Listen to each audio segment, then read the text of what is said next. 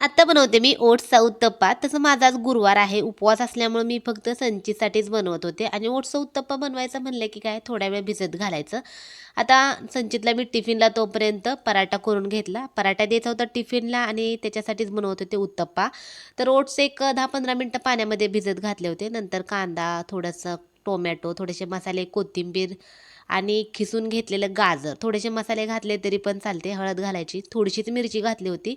नीट व्यवस्थित सगळं मिक्स करून घ्यायचं आणि तवा पण तोपर्यंत आपलं पराठा मी केला होता त्यामुळे छान गुळगुळीत तेलाने झाला होता आणि तवा कसा नॉनस्टिकचा पॅन असलेला बरा माझ्याकडे नव्हता म्हणून मी पहिला पराठा करून घेतला. पराठा केला की कसं एकदम छान तवा सेट होतोय आणि तुपात केला तरी चालतोय, तेलामध्ये केला तरी चालते. मी पराठा तुपातला केला होता आणि हा उत्तप्पा आहे तर नाश्त्यासाठी बनवते मी.